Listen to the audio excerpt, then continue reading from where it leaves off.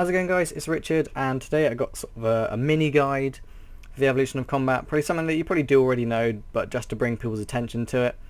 And also I'm just going to show you sort of my rotation when I'm using melee combat, which will be the dual wielding combat. It's going to be showing a little trick when you switch to a shield to basically save you some food in combat and whatnot, and so you don't have to worry too much about bringing that much food, and just generally extend your trips. So first of all, I'm just going to explain what it is.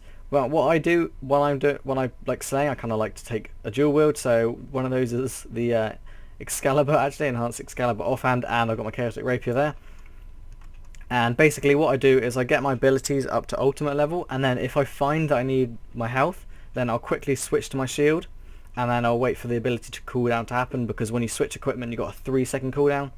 So I quickly whack on my shield, and then I use the ability called Rejuvenate right there, and then I select that, and then over 40 seconds it will heal, over 10 seconds it will heal me 40% of my life while I'm wearing a shield, which is really useful in combat, and I find it to be pretty practical.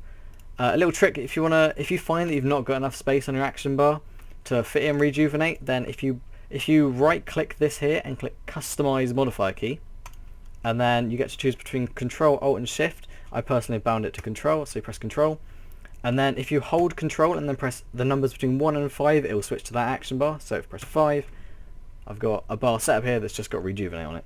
So let's go back to my default one, and basically let's start engaging combat. One thing to note though, when you're switching equipment, right, let's do a quick example here. So let's say I'm in combat, and then if I equip my Falador shield, then you'll see that there's a 3-second cooldown, but if I switch, the cooldown appears to not be there.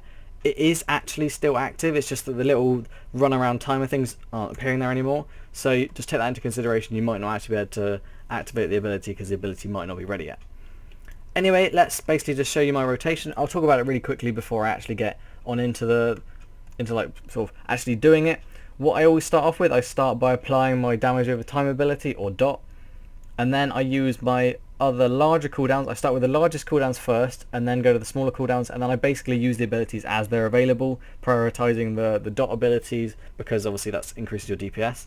So if I engage it, then I'll start off with Dismember, and then I'll do something like Sever because it's got a pretty long cooldown, and then I'll activate Kick, and then if you activate Punish, because that's a stun ability, it deals extra damage throughout the period of which they're stunned. And then if I'm finding that I'm not doing too badly in terms of health and whatever, then I'll just activate some form of threshold ability once I'm there. And you've got to take into account a lot of them are combo attacks, so you've got to wait for them to run through while it's occurring.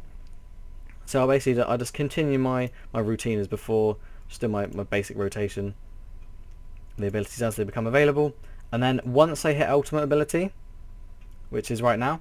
Now in this situation, I would consider whether or not I actually should use an ultimate ability, or whether I should continue using thresholds. And if my health is below 60%, I'll equip a shield, I'll wait for the cooldown to occur, and I'll activate Rejuvenate, which you jump up, and Rejuvenate only works for the period that you're holding your shield. So continue holding your shield and continue attacking your target using abilities like that until you've healed all that you want to heal. Then re-equip your weapon again, wait for your cooldowns, re-engage the target, and start attacking. Because of this nature of the way that you kind of have to continue attacking while you switch to your shield, what you want to avoid using two-handed weapons, because obviously then while you're holding a shield, you're not going to be able to attack, or you're going to be able to punch, which isn't that practical. So that's a little sort of mini guide on how I do my rotation. I'm going to put this a bit more into practice by going to the KBD, which is probably the easiest boss in the game. So I will see you there in just a second. So here we are at the King Black Dragon, and I'm just going to sort of show the little trick that I've just showed you over at the combat dummies, but I'm going to show you in actual combat. So let's pod up. I did actually drink my super anti-fire before I came in, and then I was thinking I might as well activate my things. Oh look, he's already noticed me. So let's engage into combat. Now one thing to note about the King Black Dragon, because he is a boss, then he can't actually get stunned, but the stun ability then does 188% damage, which is pretty nice. So obviously don't just completely rule off that ability just because he can't actually get stunned. He's still pretty useful. So I'm actually going to do my best to try and receive as much damage as possible before I try and activate Rejuvenate, which I seem to actually be receiving a fair amount of damage right now, so it'll be a pretty good example. Obviously you receive a lot less damage if you're using a shield, because you've got a hell of a lot more armor, so you don't have to worry about it as much.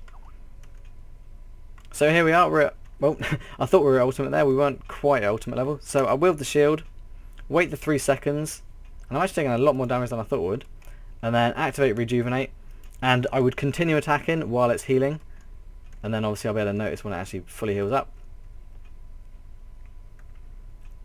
And then I equip my Enhanced Excalibur again, as I've used up all of that. Normally I wouldn't seem to receive this much damage. When I was doing it in a mass earlier, well, when I say mass, there was about 8 of us, and it seemed to be, I didn't take anywhere near as much damage as this, but you know, it's always a lot harder when you're soloing, but it's the King Black Dragon, it's not that difficult.